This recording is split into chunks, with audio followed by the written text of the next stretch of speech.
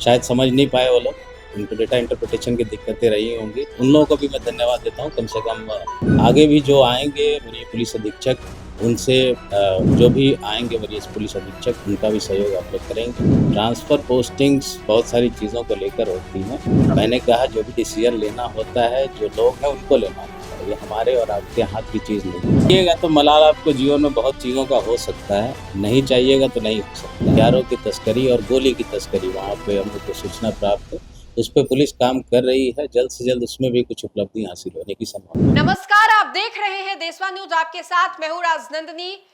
पटना के एसएसपी अवकाश कुमार जाते जाते बड़ा बयान देते चले जाते हैं। अवकाश कुमार जो कि पटना के एसएसपी थे, पूर्व एसएसपी अब वो हैं।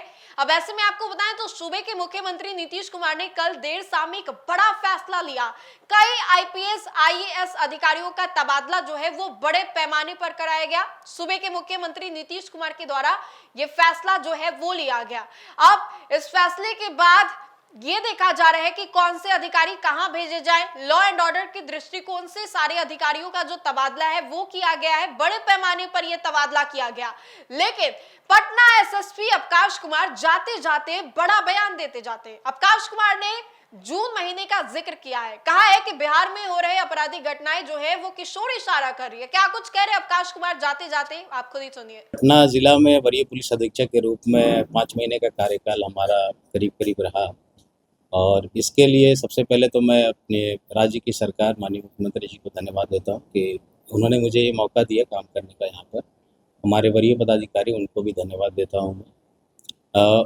हमारे मीडिया के कर्मी आप लोगों का भी सहयोग काफ़ी प्राप्त रहा हम लोगों को। कुछ जो लोग हैं जिनको डेटा इंटरप्रिटेशन में दिक्कतें थी, हमारे आंकड़े देने के बावजूद भी शायद समझ नहीं पाए वो लोग, उनको डेटा इंटरप्रिटेशन की दिक्कतें रही होंगी। तो उन लोगों को भी मैं धन्यवाद देता हूँ, कम से कम कवर किया उन्होंने, प्रकाशित किया। यहाँ ज़िला प्रशासन का भी सहयोग बहुत रहा हमारी पुलिस को, उन लोगों को विशेष रूप से धन्यवाद। और पब्लिक यहाँ की पटना की जो जनता है, उन लोगों को विशेष रूप से धन्यवाद, क्योंकि निरंतर जो वाहन चेकिंग्स होती रहती हैं, तो हम समझ सकते हैं काफ़ी कठिनाइयाँ होती हैं लोगों को, आवागमन में दिक्कतें होती हैं। बट उन लोगों ने सहयोग किया, कहीं से कोई कंप्लेंट्स हम लोगों को नहीं मिली कि कोई तंग कर रहा है पुलिस वाला या ये, तो उन लोगों का सहयोग बहुत रहा और उसके लिए मैं तहे दिल से शुक्रिया अदा करता हूँ सभी लोगों को। लास्ट में हमारे पुलिस के परिवार, जो हमारे पदाधिकारी हैं, एसपीज़, एसडीपीओज़, सभी थानाध्यक्ष, सभी थाना के कर्मी, पुलिस लाइन के कर्मी, हमारे सभी सिपाहीगण, सभी लोग को विशेष रूप से धन्यवाद कि इतनी कड़ी मेहनत से इन लोगों ने काम किया और 5 महीने में जो रिज़ल्ट्स हैं आप लोगों के साथ हमने शेयर किया था पहले भी। और आज क्योंकि जून का महीना पूरा नहीं हो पाया तो 14 जून तक के जो आंकड़े हैं वो भी आप लोगों के साथ लास्ट में हम शेयर करना चाहेंगे। 21, 22, 23 और 24 जो साल था उसमें जून में कितने केसेस हुए हैं और इस साल अभी तक 14 तारीख तक कितने केसेस हुए हैं। एक जस्ट तुलनात्मक आंकड़ा कि हमारी पटना की पुलिस और उसकी टीम अच्छा काम कर रही है। आगे भी जो आएँगे वरीय पुलिस अधीक्षक, उनसे आप लोगों से गुजारिश है, पटना की जनता आप लोगों से सबसे गुजारिश है, उनको भी ऐसा ही सहयोग करें जैसा अभी आप लोगों ने किया है। जून के महीने में 2021 में अगर हत्या के केसेस की बात करें सिर्फ, तो 21 में 13 केस हुए थे, 22 में 29, 23 में 19, 24 में 30 केस हुए थे। अभी तक जून के महीने में 9 हत्या के कांड दर्ज हुए 14 तारीख तक। डकैती के मामले 21 में 1, 22 में 3, 23 में कोई कांड प्रतिवेदित नहीं हुआ था। जून 24 में 8 केसेस डकैती के रिपोर्ट हुए थे। इस वर्ष 14 तारीख तक 1 कांड मात्र अभी प्रतिवेदित हुआ है। लूट के केस में जो हमारी टीम लगातार काम कर रही है और जिसका रिजल्ट हमने पहले भी बताया था, मई महीने तक 87 के जगह पे 47 केसेस इस साल हुए थे। इस महीने भी आप हर वर्ष की तुलना में देखें तो जून में 21 में 18 केस लूट का प्रतिवेदित हुआ था, 22 में 15 केस हुए थे, जून 23 में 23 केस हुए थे, जून 24 में 24 केस हुए थे रिपोर्ट लूट के। इस वर्ष 14 जून तक मात्र 1 केस रिपोर्ट हुआ लूट का। पटना जैसे ज़िले के लिए एक बहुत बड़ी उपलब्धि है और ये हमारी टीम जो काम की है उसका एक उदाहरण है। इसी तरह एक्सटॉर्शन के केसेस में 21 में 4, 22 में 4, 23 में 1 और 24 में 2 केस रिपोर्ट हुआ था। 25 में 14 जून तक अभी कोई कांड एक्सटॉर्शन का रिपोर्ट नहीं हुआ। तो ये कुछ आंकड़े जो गंभीर अपराध है जिससे समाज पर एक प्रभाव पड़ता है, उसमें जो कमी आई है वो हम लोग बताए हैं। जो हमारी पटना पुलिस की टीम पूरा काम कर रही है, आप लोगों के सहयोग से ही संभव हो पाया है। और जो भी आएंगे वरीय पुलिस अधीक्षक, उनका भी सहयोग आप लोग करेंगे, ये हमारी अपेक्षा है। आप सभी को फिर से धन्यवाद। सर एक सवाल उठता है, 24 में ही प्रतिवेदित हुआ था, उसमें केस का डिटेक्शन हुआ था, तभी हुआ था, और 9 लोग गिरफ्तार करके जेल भेजे गए थे। उसमें एक फरार अभियुक्त छोटू कुमार नदी थाना क्षेत्र का, उसकी गिरफ्तारी कल की गई है, जिसको पूछताछ करके उसको भिन्न न्यायालय में अग्रसारित किया जा रहा है। ये कल का था, अभी आप लोग कट कर सकते हैं। बाकी हमारा जो है वो पैसा लेकर ही हत्या करते हैं, तो इन लोग की गिरफ्तारी से सिटी क्षेत्र में हम लोग को उम्मीद है, पुलिस को उम्मीद है कि ऐसी घटनाओं पे अंकुश लगेगा। कितनी हत्या को अंजाम दिया? अभी तक तो 3 का हम लोग को प्रकाश में आया है, और भी पूछताछ चल रही है, हो सकता है और भी केसेस में इनकी संख्या। तीनों मामलों में कितने की सुपारी दी?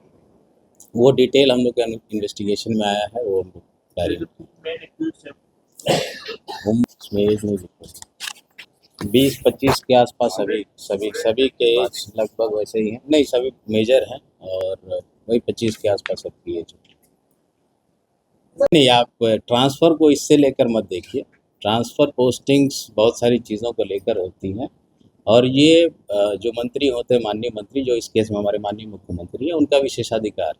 ट्रांसफ़र पोस्टिंग्स हमारी नौकरी का हिस्सा है, उसको इन सब चीज़ों से लेकर जोड़ना मेरे ख्याल से अनुचित लेकिन महज 5 महीने ही आप- मैंने कहा जो भी डिसीजन लेना होता है, जो लोग हैं उनको लेना होता है, ये हमारे और आपके हाथ की चीज़ नहीं। तो हमें जहाँ ड्यूटी मिलती है वहाँ हम लोग करते हैं। घटनाएं हुई, चाहिएगा तो मलाल आपको जीवन में बहुत चीज़ों का हो सकता है, नहीं चाहिएगा तो नहीं हो सकता है।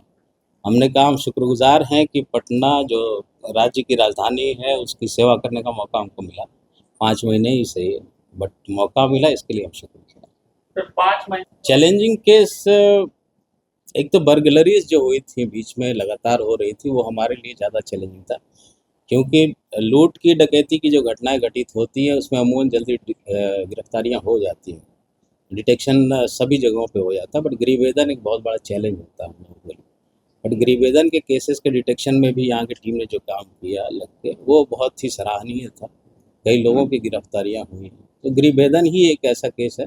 बाकी और केस कोई ऐसा टफ यहाँ पे नहीं रहा जिसको डिटेक्ट करने में बहुत ज़्यादा दिक्कत हुई। बरामद हो रहे हैं, उन पे हम लोग विशेष अनुसंधान कर रहे हैं, कहाँ से लोग ला रहे हैं। और आपने भी बताया कि आप लोग के पास भी खबर रहती है, सिटी एरिया में कुछ ऐसे इलाके चिन्हित हैं हम लोगों के द्वारा जहाँ पर हथियारों की तस्करी और गोली की तस्करी, वहाँ पे हम लोग को सूचना प्राप्त है, उस पर पुलिस काम कर रही है। जल्द से जल्द उसमें भी कुछ उपलब्धि हासिल होने की संभावना है। मई के महीने में और जून में कुछ सिटी एरिया में गोली मारकर हत्या कर देने की घटनाएं प्रतिवेदित हुई थी, जिसमें एक खाजेकला थाना क्षेत्र में कांड संख्या 211/25 19/5/25 को दर्ज किया गया था। दुल्ली घाट के पास अपराधियों द्वारा मंटू राय की गोली मारकर हत्या की गई थी। इसमें अनुसंधान के लिए, अपराधियों की गिरफ्तारी के लिए और कांड के उद्भेदन के लिए सिटी एसपी ईस्ट के नेतृत्व में एक टीम का गठन किया गया था, विशेष अनुसंधान दल का। और इस टीम ने सूचना, जो प्रारंभिक अनुसंधान किया, सूचना संकलन किया, उसमें टिक-टिक का नाम सामने आया था, और टिक-टिक के विरुद्ध छापेमारी लगातार की जा रही थी, जिसके कारण उसके दौरान न्यायालय में आत्मसमर्पण किया गया, और उसको पुलिस रिमांड पर लिया गया पूछताछ के लिए। और पूछताछ के क्रम में उसने अपना स्वीकारोक्ति बयान दिया, अपना अपराध भी स्वीकार किया, और इस घटना में सम्मिलित अन्य अपराधियों के बारे में जानकारी दी। उन अपराधियों की गिरफ्तारी के लिए ये टीम निरंतर प्रयासरत थी, और उसी क्रम में कल सिटी एरिया से ही अलग अलग थाना क्षेत्रों से 5 अपराधियों की गिरफ्तारी हुई है, जिसमें 3 शूटर की भूमिका में है और 2 लाइनर की भूमिका में है। ये 3 जो शूटर की भूमिका में अपराधी हैं, इनसे भी पूछताछ की गई है। इन लोगों ने भी अपना अपराध स्वीकार किया है। और कुछ अन्य जो घटनाएं हत्या की हुई हैं, रामकृष्ण नगर में जो एक गाय पालक थे, उनकी हत्या की गई थी सुबह, उस केस में, और माल सलामी में एक हत्या का कांड दर्ज हुआ था, उसमें भी इन लोगों का नाम प्रकाश में आया है अनुसंधान के क्रम में। छापेमारी में और पूछताछ के बाद 2 अवैध हथियार और 5 कारतूस, 2 मोटरसाइकिल और 2 मोबाइल भी जब्त किया गया है। जो अपराधी गिरफ्तार हुए हैं उनके नाम है आयुष कुमार, जो नदी थाना क्षेत्र का रहने वाला है, राजन कुमार बाईपास थाना क्षेत्र का, सोनू गरौल थाना का, वैशाली जिला, छोटू उर्फ रोहित जो खाजेकला का है, और अनिकेत उर्फ गोलू जो खाजे कला का है। इनमें आयुष, अनिकेत और राजन ये तीनों शूटर की भूमिका में हैं और शेष जो 2 गिरफ्तार हुए हैं वो लाइनर की भूमिका में हैं। इन लोगों से और भी पूछताछ किया जा रहा है और भी कांडों में पुलिस को है कि इनकी संलिप्तता हो सकती है। जैसे जैसे इसमें और भी तथ्य प्रकाश में आएंगे इन लोगों को रिमांड पे लिया जाएगा। इस गिरफ्तारी में, इस छापेमारी में जो टीम सम्मिलित थी उन सभी को अलग से पुरस्कृत किया जा रहा है।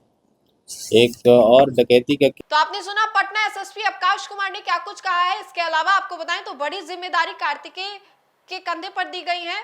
कार्तिकेय के कंधे पर दी गई है, जो कि अब पटना के एसएसपी हैं। उनको बड़ी जिम्मेदारी दे दी गई है। लेकिन जब तक अवकाश कुमार थे उन्होंने भी बड़ा काम किया है। बिहार में, पटना में लॉ एंड ऑर्डर को मेंटेन रखा। बीते दिन की अगर बात करें तो कल ये बड़ा फैसला सुबह के मुख्यमंत्री नीतीश कुमार के द्वारा लिया गया। जाते जाते अवकाश कुमार ने क्या कुछ कहा ये हमने आपको सुनवाया। तो फिलहाल के लिए इस खबर में इतना ही। बहुत बहुत शुक्रिया।